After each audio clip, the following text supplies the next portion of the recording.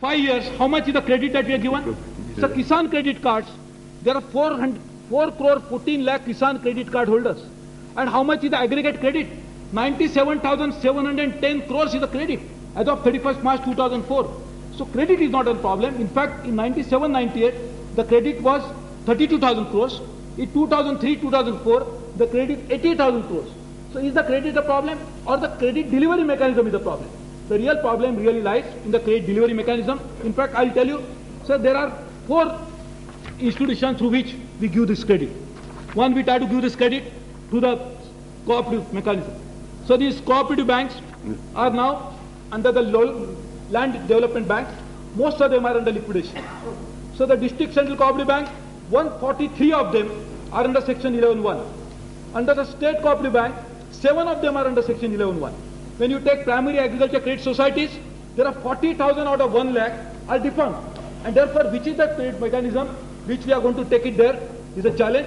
And if you talk about RRBs, Rural Bull Bank, which you mentioned, and I welcome that you want to now make the sponsor bank responsible for this, the right approach. But 14,500 rural branches have given only 8% credit instead of 25%. And therefore, where is the mechanism? The Vyas committee had identified it. There is no mention about a Vyas committee. In fact, this could have been acted upon immediately. So the problem in the rural credit is something not of availability. Its availability to the farmer is a problem, but not availability or increasing outlay here is the problem. It's actually dispensation, it's really disbursement is a problem. And if you want to do that, you have said now we'll make a task force for looking into the cooperative structure. In fact, there was a committee, which was a Kapoor committee was appointed. There was a Vikhe Patil committee which has gone into it. They had identified 15,000 crores which is needed to cure this problem.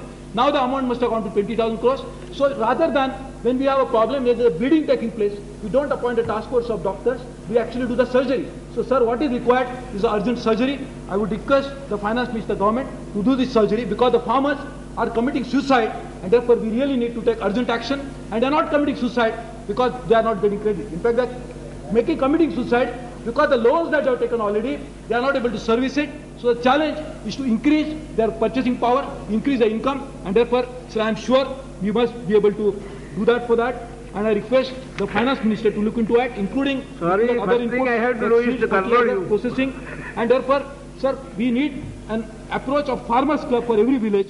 That would be the club formed by the farmers themselves. In my own constituency, I created such farmers club for every village, and I would urge you, it's a not only low cost, a zero cost operation, wherein the people themselves do it on a self-help basis, and this is something which really need to do that. Sir, the next point is infrastructure development. Again, we all agree. But in power, one of the major infrastructure constraints for the country today, what are we really saying? We have decided to review the Electricity Act. But probably the review is complete because the finance minister has now provided some fiscal benefit for the unbundled entities. So probably I am happy if it is completed. I had in fact presented a bill to this very house, the electricity bill, which was debated by amongst a large number of people. It has outcome of a large consultation, and therefore I think it will be done. The interinstitutional group that you talked about is something which I got personal experience, how it is helpful. I am sure it will be definitely helpful, but it must need some support from the finance ministry, because unless you have an institutional support like this, it will not help. One suggestion, you please also offer some support to renovation and modernization of existing power plant. They can create 10,000 capacity within the shortest possible time with almost no investment, and the addition can be fast. So probably providing some fiscal incentive for renovation and modernization of existing power plant, which will go a long way in improving our power problem. Sir, accelerating fiscal consolidation reform is another objective. There is nothing wrong with that, but sir, FRBM, which you notified on 5th of July, you also said 3 days later when you are presenting the budget to this house that you are now going to amend it. So therefore, sir, if you want a fiscal consolidation, 3 days after it is notified, you are going to extend 1 year the deadline for actually attaining the objective. How is going to be done?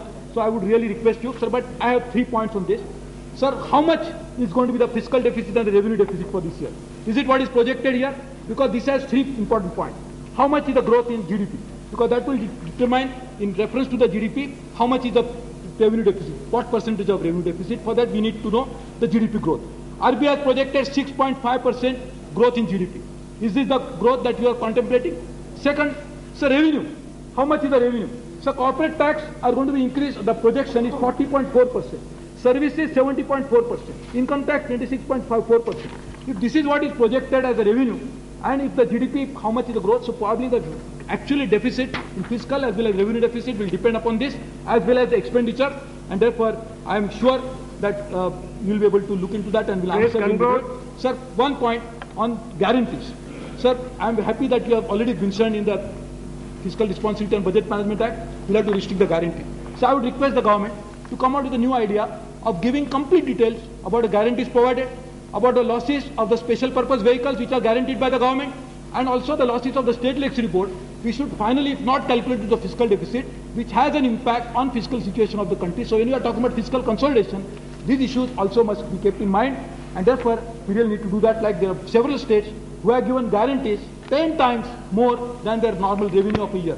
So therefore, with such situation, we really need to do that. I'm sure in VAT, there are some concerns which have been expressed, we will take into account, but integration of services and manufacturing, VAT is a welcome thing. Probably eventually we'll move towards state and center consolidation also in that.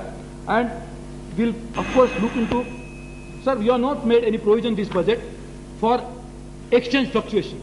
You normally make provision for exchange fluctuation for IDBI, for ICICI, there is no provision. Is this that the finance minister trying to say that the rupee is going to appreciate and not depreciate? Is it something that you are trying to say? It's something which we like to know, whether what is the trend of a rupee going to be, because there is no provision for this year in this budget for rupee fluctuation. So reforms is something which is an objective, and I am very happy that my friends in the left parties are also supporting reforms. They have mentioned as a NCMP. So we like to know what is the reform, what is really meant by this, so that there is no confusion, wherein there is no ambiguity about this. What is the process that is going to be undertaken? If we are really coming out with that, we will be very happy to know that, and we will look on to that. Particularly, this national registry for all citizens is a welcome thing. In fact, I would request it should be integrated with the accounts of the country, so that a lot of black money, a lot of accounts which are not properly maintained, properly mentioned, will get automatically, this issue will get addressed, and therefore national registry should be linked with that, and I look to that. Sir, higher and more efficient fiscal devolution is another objective, and sir, I am just finishing, I am winding up, sir. So this is another objective, but sir, unfortunately, objective laudable and really required that more devolution. But sir, what is the situation? Sir, in this budget, there is actually speaking no real allocation increase for the states. So states get loan from the central government. I can understand there is some incremental cost, but the differential in the cost of loans that is given, the interest rate that the states have to pay to the central government is sometimes as high as 3%. And that is putting an unbearable burden on the finances of the state, wherein 87% of the state finances are now used for consumptive expenditure, and therefore we really need a repairing of that. And backward state commission, which you are going to appoint, I would request you, it's not just backward states commission.